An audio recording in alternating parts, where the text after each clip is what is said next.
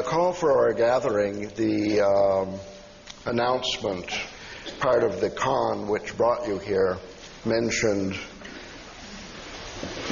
the edge of the millennium, at the edge of the millennium. And so far, the millennium has been present by subtle implication alone. So I think to honor our commitment, we'll now trialogue on the edge of the millennium. Is okay? It's okay. Now, in our just appeared new book, The Evolutionary Mind, there is a chapter near the end called, I forget what it's called, it's about utopianism and millenarianism. Two pretty long isms which altogether add up to an overdose of different approaches to the future which are more or less classical. And there we spoke extensively of the extant literature and literary tradition and industry of utopian and millenarian genre. So that kind of utopian and millenarian stuff is not what we're going to talk about in this trialogue. I want to introduce a completely different notion of the millennium, and I'm interested more particularly in the edge of the millennium. And here's how it goes. This is partly, according to me, a mathematical view of history that brings up this particular version of the idea of the millennium.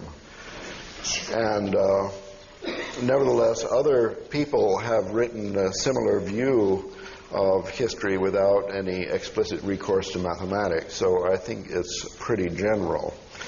It has to do, this view of history, with the approach we've taken toward biological evolution, that it goes forward in catastrophes and critical leaps and so on, sudden jumps. The punctuated equilibrium approach to history says that history goes along in a kind of a level plateau, developmentally speaking, although there may be a gradual development up or down overall. And then every once in a while there is a big leap. The first such view of history, I think, that we know about was presented by the ancient Egyptians. So this is nothing new.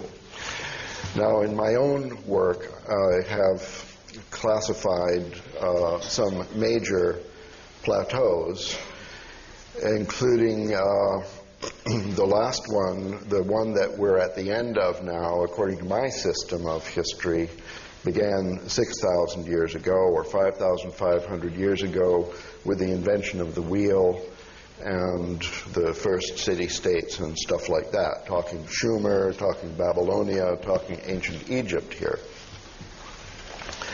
And so that's a 6,000-year plateau. Now, other people, for example, Bill Thompson, somebody we know and talk to about world cultural history, he has a similar scheme in which the plateau now ending is only 300 or 400 years old.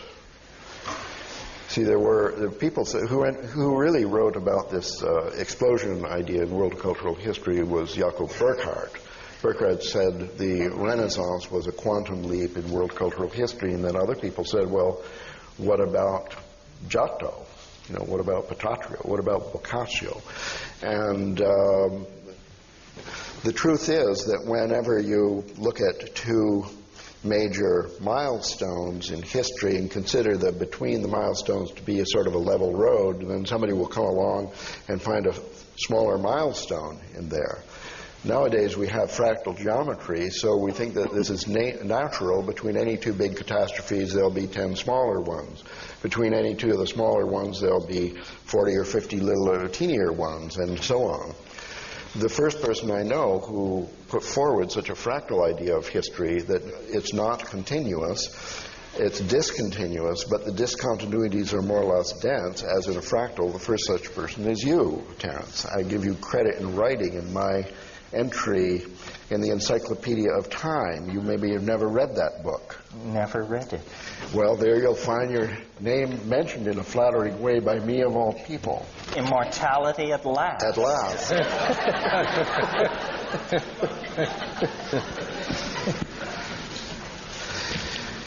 Well, to make a long story short, it's these controversial plateaus of history that I'm going to call millennia. And then if you want to go back to chapter 10 of the Evolutionary Mind and to read there about the history of the millenarial concept, then you'll see that the first one, wherein the number 1000 was actually mentioned for the length of one of these plateaus, it gave his name to the thing. It was a special case of my more abstract idea of millennium. It's the plateau of history. And what I mean by the edge of millennium is those times when there's the snap-out from one equilibrium to another. Cro-Magnon comes out of Neanderthalis or whatever it is, and oxygen comes out of the archaeobiological background and whatever. And the interest of this, according to me, is why are we here? Who would talk about the evolutionary mind? Who cares about the good and evil and the evolution of species and so on? This must be interesting only to the degree to which it informs us in this very present moment regarding our choices that we will make in the creation of the future. So according to chaos theory and its partner theory of bifurcations, this is one of the main things it teaches, something like the butterfly effect that you've heard about. In a dynamical system, or a massively complex dynamical system such as we live in, when there is a moment of bifurcation, which is the technical math jargon for these snaps, that is the only time you get to do anything about the evolution of the system. So according to this self-inflating view, we live at a especially important special moment in history where when we think something or do something, it has actually an enormous effect on the future. Maybe not a direct determinative effect, but we can't really say what the outcome will be, but what we do has some influence on the creation of the future more than other times in history. And the bigger the jump, the bigger the leverage, where Archimedes said, give me a lever and I'll move the world. We have a lever now, and we care about what's coming next. So that's why the edge of the millennium, any edge of any of the millennia, is particularly important to those revolutionary souls who want to make a change in things. It's a special time. A century or 2 centuries ago, you could struggle for the creation of a chaos revolution, and it would be impossible because there were no computers around, or there were no movie makers in Hollywood or something. I don't know.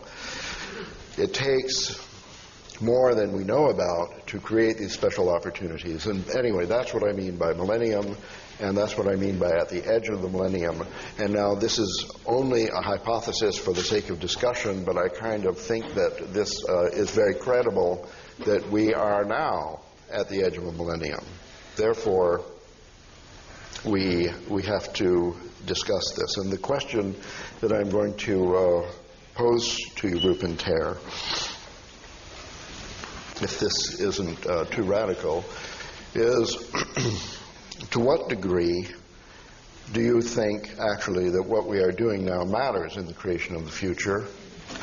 And if there is any possibility that what we do matters in the creation of the future, what kind of future or what kind of change are we trying to create?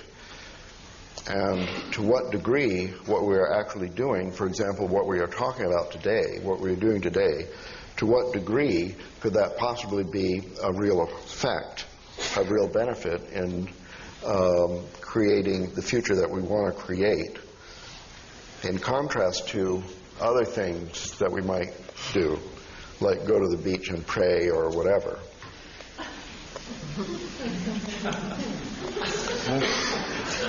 And particularly, Should I stop here? Well, that's, One mic? I'm not sure. Yes, well, I'm trying to make this easier for you because I think this might be too difficult. Well, I mean, I think I said this morning, or maybe I didn't, but I believe it and have said it many times, salvation is an act of cognitive apprehension. So we do matter, because to the degree that we are ignorant, avidya in the Buddhist lexicon, we retard universal progress towards some kind of enlightenment. But the doctrine of avidya, this is standing for all time since 1800 BC.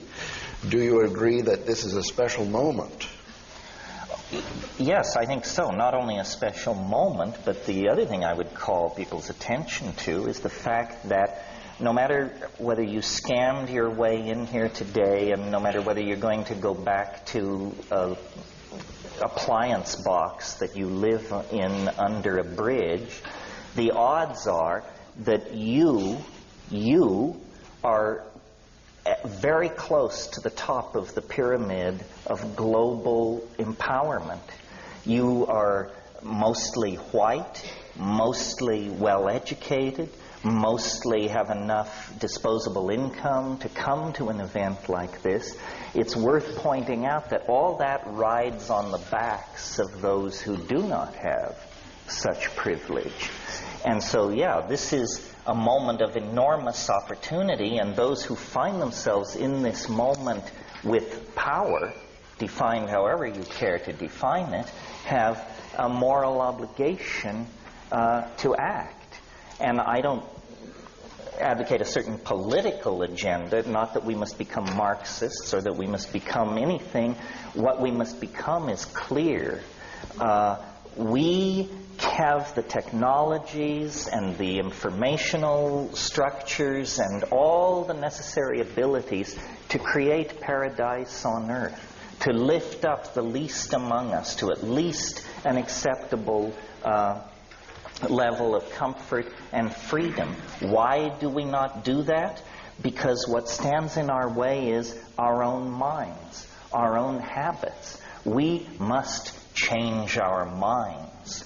That's the most powerful political work people in this room could do. And there is nobody who is so enlightened that they don't need to work on themselves and do this. To the degree that we can change our minds, we will escape extinction, marginality, and so forth and so on. And to the degree that we cannot change our minds, we will prolong the agony, perhaps unto death and extinction, perhaps only making the struggle more difficult. But yes, this is a moment of enormous opportunity.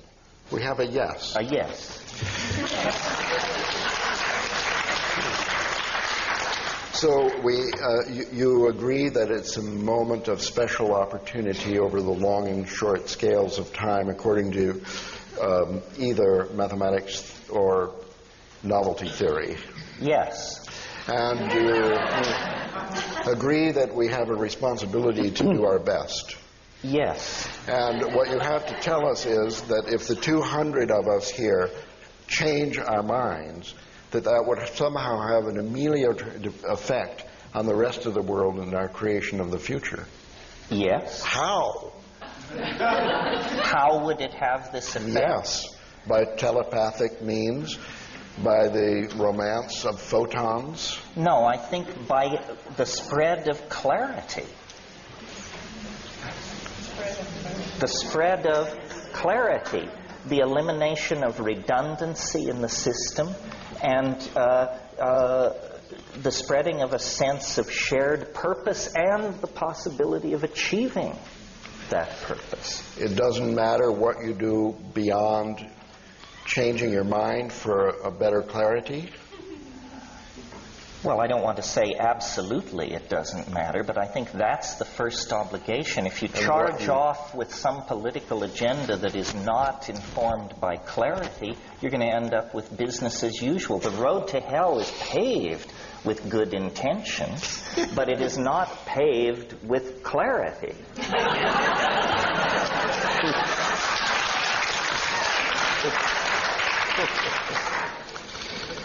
So you're, for example, what you do in life, you barnstorm giving lectures, you write books, and you create a website. And the effect of this, hopefully, will be to promote clarity. Correct. Well, first of all, I certainly agree that for me personally, psychedelic experience has enhanced clarity, whereas some people think the opposite. Well, let us have vigorous debate by informed parties on this subject.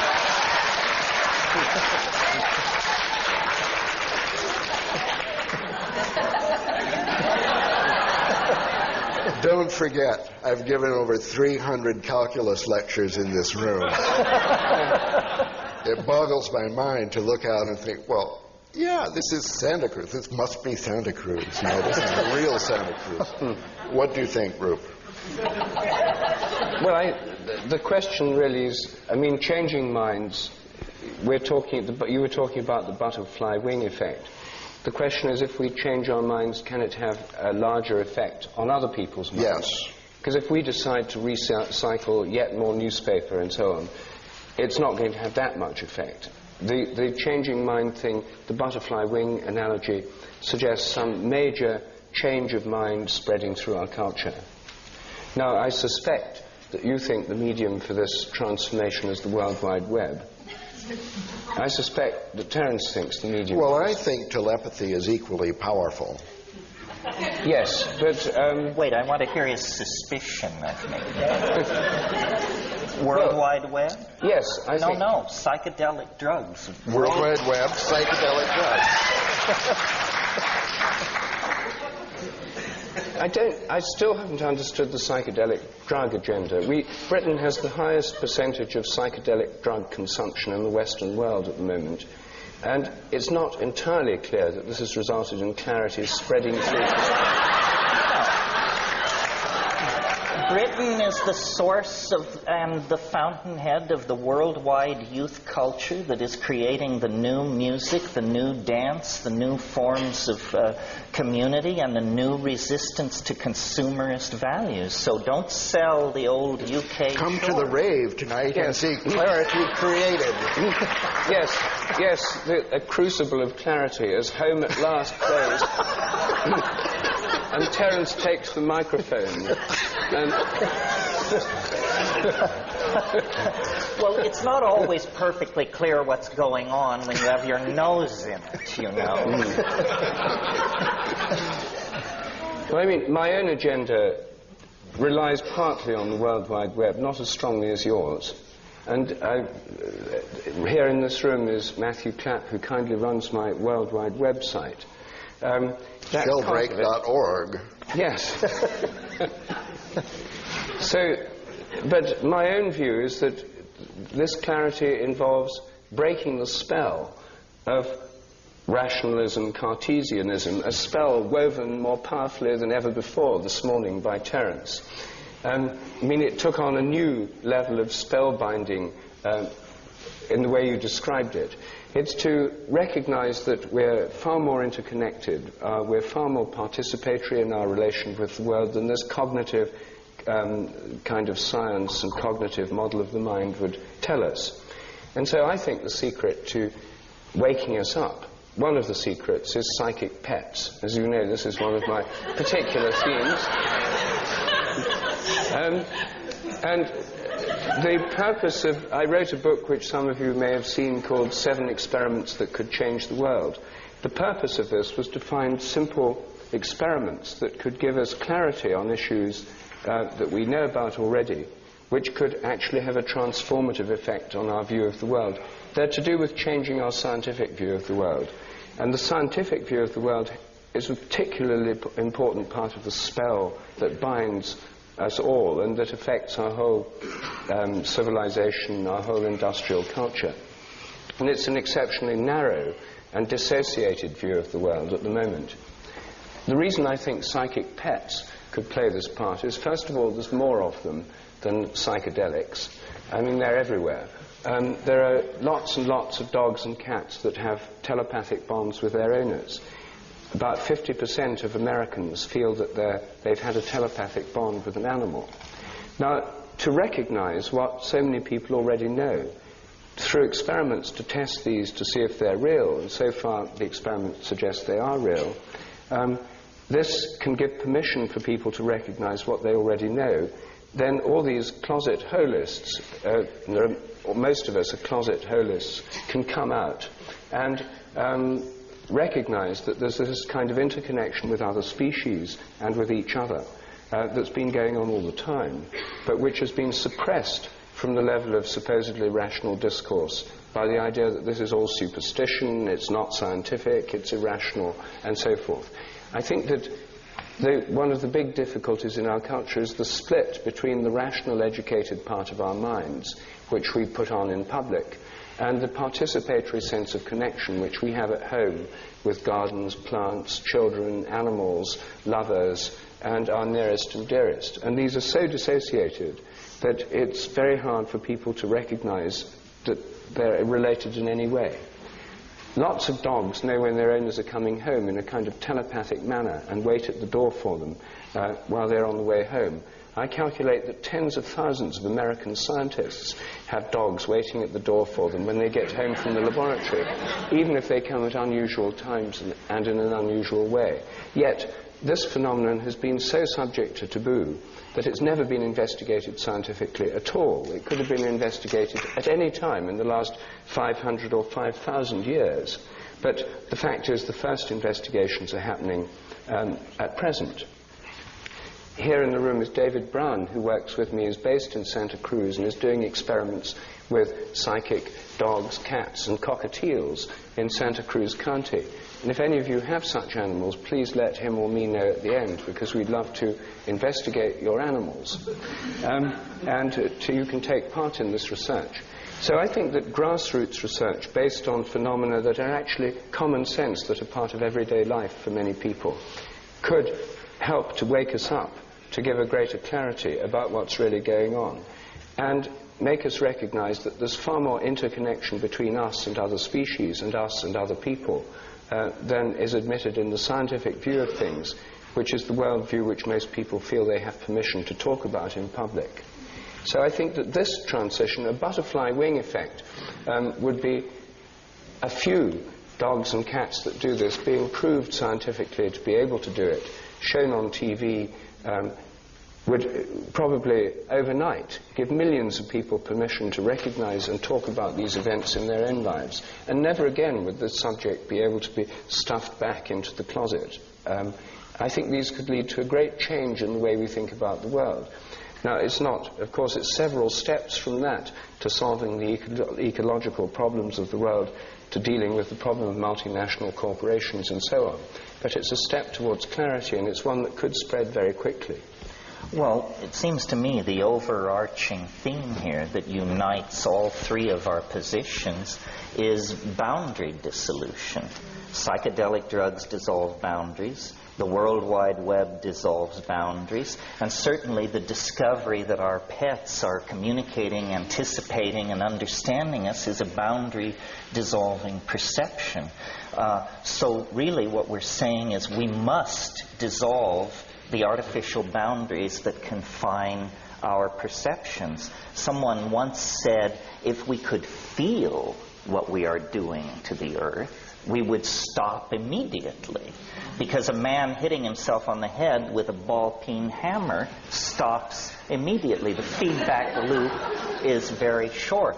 So we have compartmentalized our lives, and this allows us to do the fatal and lethal work that is destroying the planet, destroying community, so forth and so on. So maybe three answers as diverse as you've just heard here. You might search your own soul and ask what obsession or interest of mine would contribute to the grand project of boundary dissolution.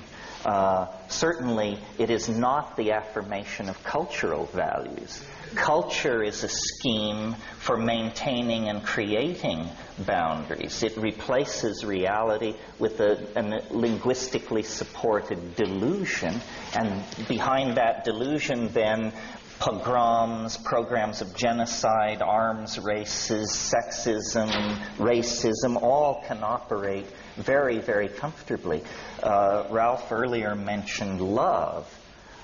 Generally speaking, love is a boundary-dissolving enterprise. So I think each of us, the three of us, all of you, in our way, should find ways to express love. And it's not treacly, it's not woo-woo, it's a very practical matter that has thousands of expressions. As long as we believe in mind and matter, rich and poor, living and dead, aboriginal and advanced, black and white, man and woman, then we're inevitably going to carry on a dualistic analysis of our dilemma, and we're going to produce incomplete agendas and answers.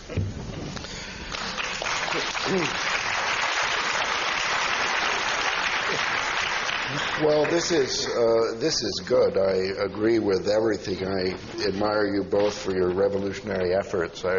Nevertheless, I can't help having a sinking feeling. Here we are in the University of California. Naturally, my thoughts turn to the educational system. Now, we have here a group, I know there are actually a few undergraduates of the University of California at Santa Cruz are here by accident, as it were, and that's cool. But we have not yet taken over one regularly offered course of the university to enable students to learn science by doing research projects with psychic pets. Well, Ralph, the university is the last place where you would look for this. The university is the manufacturer of these cultural values that imprison us. Well, that's why I'm bringing up this subject of education at this time. I think we've discussed the problem of education before, but my experience is that no amount of clarity in this group of 200 and other like groups is going to matter one whit when we are all adults. You see, the next generation will have to face the same butterfly problem with the same lever, because the majority of people will have their paradigm set in K through 12 in some archaic school system that sees its primary business to work against a worldwide cultural revolution.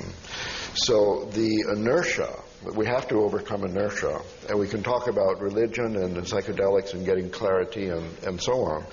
We know that the scientific establishment is a big obstacle as far as environmental problems are concerned, and so Rupert's work, the ultimate effect will be to deconstruct or revolutionize science, is very important in making a transformation among adult scientists worldwide. How can this matter at all if there's no change in the educational system, K through 12, pre-K, pre-K, and back to the womb, the parents, and so on? That this chicken and egg loop has got to be touched somewhere in a more sensitive spot than the adult community.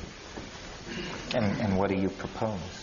Well, you work with youth, I guess. You're interested in talking with younger people. And Rupert, I know that you're particularly active in education through the existence of your children who are now subject to the educational system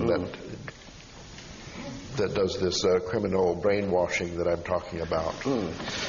So I'm just posing this now. Do you have any idea as to the transformation of our school system by a change of curriculum or the entrance of any weird idea into the actual program which trains most children worldwide? Well, I ought to have. There's a story that perhaps not everyone here is familiar with, which is when I was in New York a couple of years ago, I was asked to visit a school in Long Island. I was particularly urged to go there. A private helicopter was sent to take me, and I was asked to address the board and the teachers of the school. And when I asked them what they'd like me to speak about, they said they wanted me to speak about the rectified Sheldrake principle, on which their entire curriculum was based. So when I said, what is the rectified Sheldrake principle? They said that that was the very question they were asking and hoping that I would explain. I then asked who had invented the rectified Sheldrake principle on which the curriculum was based, and they soon revealed that the author of this principle, or at least the author of the documents on which their entire curriculum were based, was Ralph Abraham.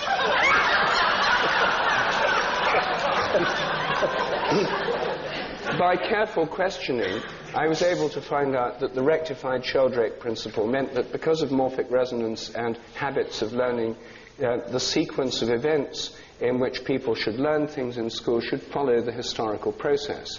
So in history, you learn first about the Sumerians, Egyptians, etc., then you move on to the ancient Greeks, the Romans, the Dark Ages, etc., that it follows the principle. And they start in grade 1 with ancient Egypt. I calculated on this basis that the invention of the domestication of fire, which occurred between 400 to 700,000 years ago, should mean that in the toddler playgroups they should be playing with fire.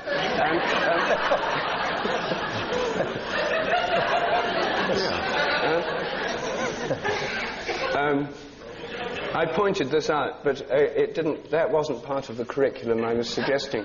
I discovered that there was, in fact, an entire process of educational reform afoot in this country, behind which is the guiding genius of Ralph Abraham. So I think we should ask you this question, Ralph, since you've more experience than most of us. Well, I'd rather that people with less experience speak about it.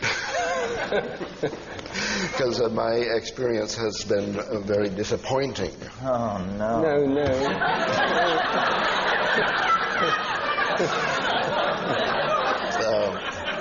Here is the problem as I perceive it, and maybe you can help me get through this one. The children are innocent and trusting and will try any curricular reform experiment. They'll try anything, which they have done in different schools around the world with great effect. It was only a couple of days ago I was at the Intel farm, they call it, in Oregon, where 10,000 people work on realizing Terrence's dream. And making psychedelic drugs available to everyone? Oh, a different dream. They know what I mean. Chips, not hits. Casually over lunch, I revealed my revolutionary program for the schools to a software engineer who was sitting there, and he said, "Oh, well, this historical curriculum." He said, "I'm an Armenian, and Armenia not Algeria." He said, "I'm from Algeria, and my school was exactly it was wonderful." You know, so there are places in the world where even my experiment has been tried. The problem is this: the children, okay, the owners of the school, the people, everything is fine. The problem is with the teachers and parents. The teachers have been trained. That's one problem. And the parents have been frightened, I guess. So the parents absolutely refuse any experiments that would affect their children because of the danger of a failure. You see that they consider the current system, which is guaranteed to fail, is somehow safer than an experimental system that might fail. The insecurity itself is a source of anxiety. Well, I'm just analyzing. I don't really know what goes through their mind, but what I have discovered is that groups of parents come in and physically attack the teachers, the administrators, and so on, to guarantee that the time-worn, failure-proved system is performed as it always has been. Do you see the problem? Older people seem to be the problem. That's why Terence has recommended mushrooms. That's why Rupert has suggested psychic pets. You see how revolutionary is psychic pets? We're talking about the parents here, who after they is proof to them that what they already know is true by somebody in the authority of the scientific establishment, then their truth will become true for them for the first time due to the fact that they trust authority more than they trust their own experience.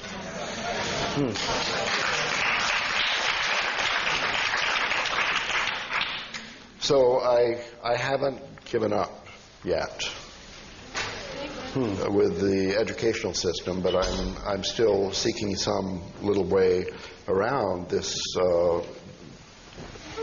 very deeply ingrained habit.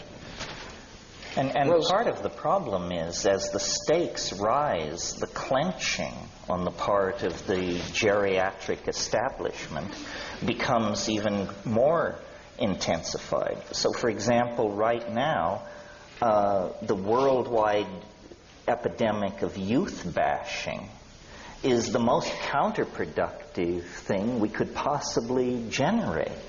I mean, we're leaning on the very people who are going to have to save the situation. Why not admit the obsolescence and bankruptcy of the old models and take our foot off the neck of youth and honor an interest in psychedelic experimentalism, sexual redefining of roles, a new look at how we relate to work, a new look at how we relate to community. Instead of marginalizing youth culture and defining it as a phase, misguided, naive, foolish, we should say these are the uncorrupted people in society who have not yet felt the hammer of the programming and the guilt and the creodes of economic necessity, and try to build upward and outward from youth culture rather than suppressing it. For this reason, I will be appearing at a rave tonight that starts after my bedtime.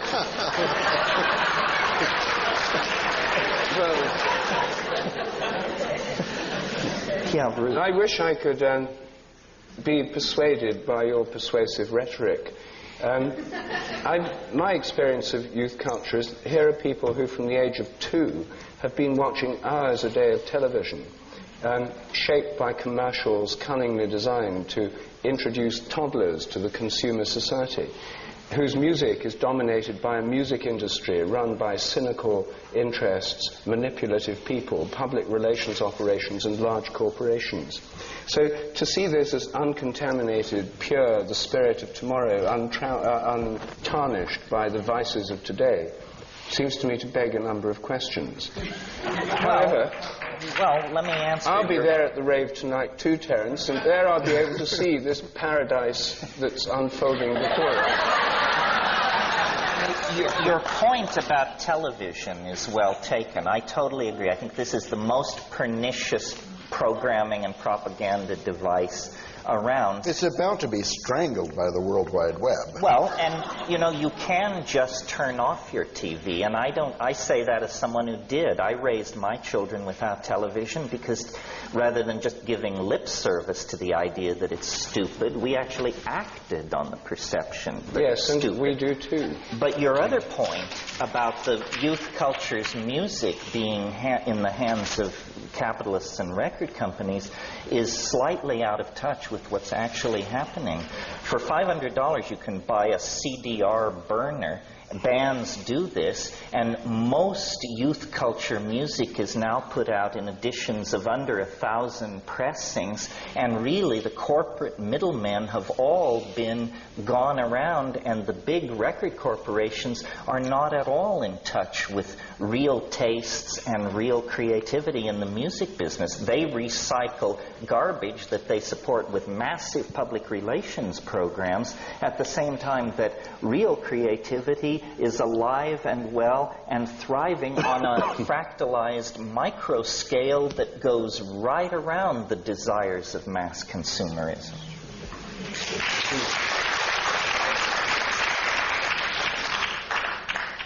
Sorry to interrupt. It would be good if there could be an experiment carried out, perhaps with you as the cheerleader, for this youth culture of tomorrow actually to be able to be permitted rather than suppressed and so on, to see what happens. I mean, there are quite a number of experiments in this, I would have thought, going on spontaneously. It's not as if all these people involved in this culture are totally controlled by parents, teachers, etc. Many of them are not under direct control in this way at all. But you're still going to have educational systems, school systems of one kind or another. And it's not clear to me that more raves and psychedelics are going automatically to generate that. Well, I would offer as an example, I think the place on the planet where youth culture is most in control of the social agenda, in other words, where youth's preference for psychedelic drugs is honored, where youth's music is honored, where microeconomic systems built by youth are honored, is the Netherlands, Holland, lowest AIDS infection rate in Europe, lowest heroin addiction rate in Europe. Heroin is legal. Prostitution is legal. There are actually very large-scale social experiments going on that embody the values of youth culture, and they're producing saner, less stressful, more life-affirming and human societies than anything going on inside the high-tech industrial democracies that set the global agenda. I think. Well, I often visit Holland, and I must say I haven't quite noticed such a striking difference between them and the rest of Western Europe. Well, but that's really because you come from London, where also these things are happening. But if you lived in Berlin or Rio de Janeiro or Houston, I think the contrast with the Netherlands is quite astonishing. Mm. Didn't mean to stop the show, folks. Ralph, you're not saying enough. Oh, am I guilty then of too much self-indulgence? No, you've posed important problems. Yes. You've shown how on the edge of the millennium great steps or small steps are needed that magnify through butterfly effects. Yes. You've asked me and Terence what you think they should be. Yes. You've told us you're disappointed by your own experiments with the reform of the educational system. Yes. So what next? Well, well, as I say, I think that we're at the edge of a millennium. We're at a turning point. What may be coming down the pike could be 2 or 3 miracles that will decidedly change the definition of the problem.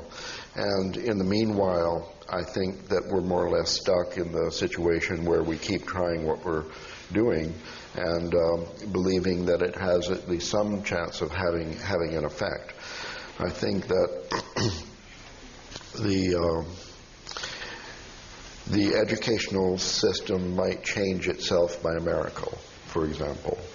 And it could do that in a way that had nothing whatsoever to do with any of our efforts, or in fact it may be that some little thing that we did mattered. I think that your work in the revolution of science is very important and very promising, and it's proceeded with essentially without funding, because the genius of the program that you've evolved is that it has this enormous leverage, and at every crossing of the road you've made the right choice to get more leverage. And Terence, I think that your program also is a good one, in that it's over the years changed in the direction of younger people, and that you've been changed your approach to maximize. And I don't see in either case that there's an enormous backlash working against you, that other revolutionary movements have been stopped by a backlash, and although you don't have funding, you don't have groups calling you up and threatening your life and so on. In my own case, I have felt, I've written about this endlessly. Besides writing mathematics, I write that mathematics is important. And through the microscopic analysis of the hinges of history, the edges of millennia past, I have pointed out exactly where, in each case, mathematics had a key role in the miracle and the bifurcation that happened. I think that a society that rejects mathematics cannot actually successfully deal with these problems, and therefore I've activated myself against the problem especially prevalent in the United States and concomitant with other problems that are especially prevalent in the United States, the problem of math, anxiety, avoidance, and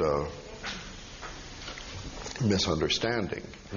And here I would say that there is a huge institution, more or less, equivalent to the scientific community that is arrayed against this information, that somehow the educational system has been particularly persistent in the destruction of mathematics, in the destruction of mathematical capability of youth, and therefore in disempowerment of the society with its critical faculty to change. I do not believe you can have any clarity of view in the progress of history with no mathematical training on the part of any of the participants.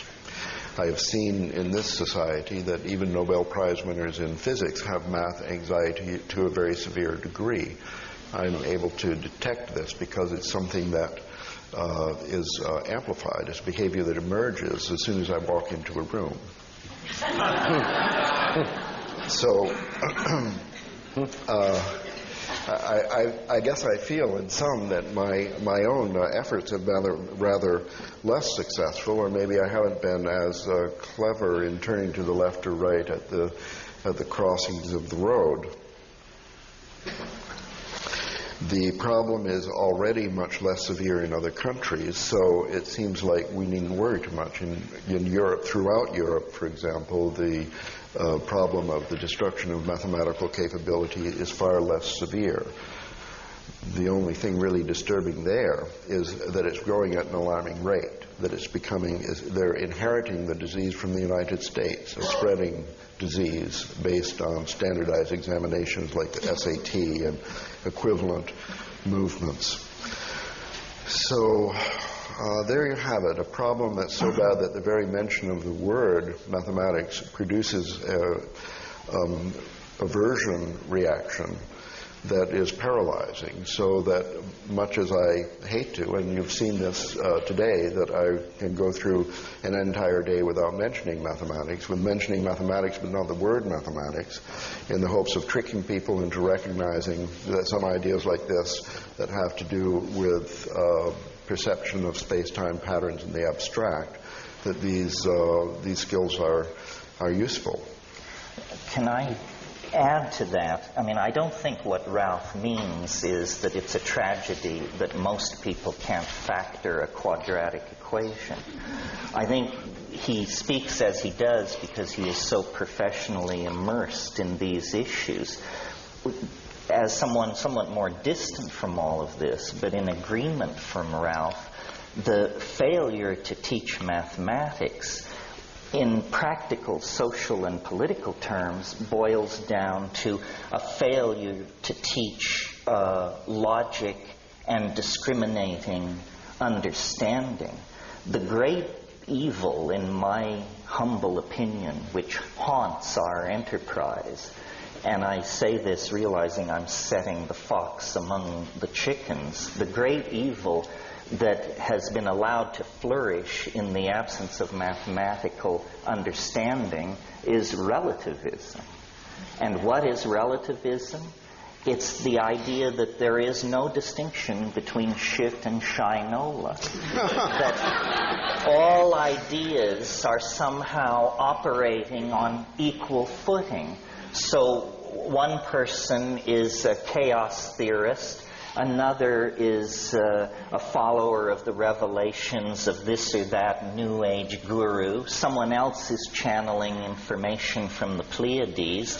And we have been taught that political correctness demands that we treat all these things with equal weight.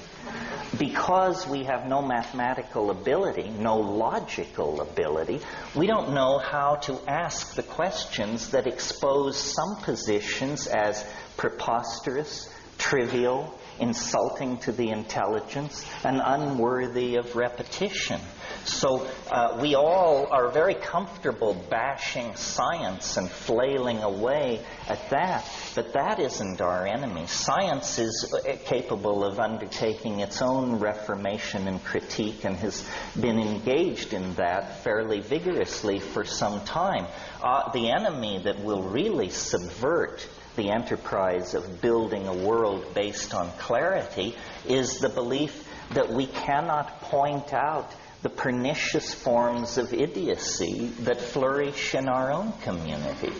And this problem is growing worse all the time. I mean, just pick up a copy of Magical Blend or Shaman's Drum, and you will discover an appeal to the level of intellect that makes what's going on with television advertising look like a meeting of the Princeton Institute of Advanced Study. We have tolerated too many loose heads in our community. We are not willing to take on the karma involved in argument and discourse that actually gores somebody's ox, so that at the end of the day, iridology or Mormonism or some other form of institutionally supported foolishness lies in shreds on the floor. We consider this politically incorrect. I can feel the tension in this room because people sense I might gore their particular ox.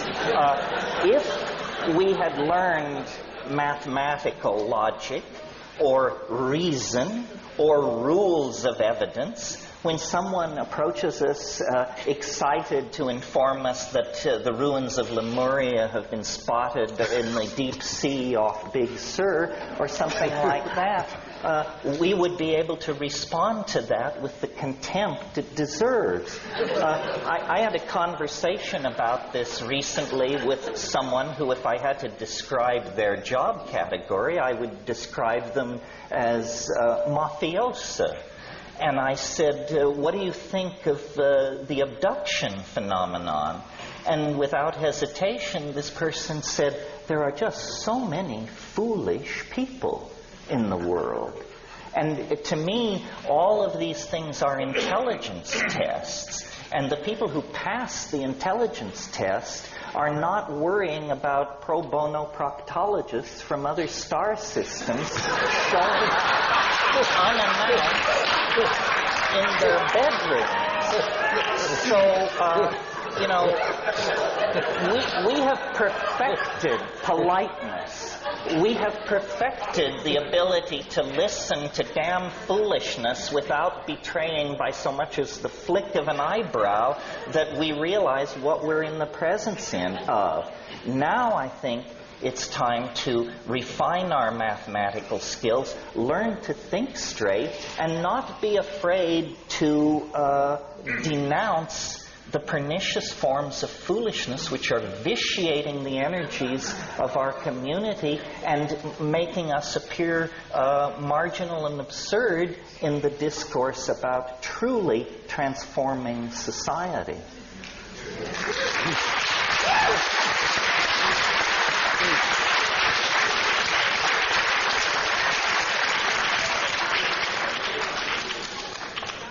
Well, I can't wait to see this laboratory of clarity unfold before me tonight, as and as all nonsense is dispelled, as the scalpel of reason is brought out by Terence. Yes, well, it is an ambiguous enterprise and fraught with contradiction, but forward, ever forward.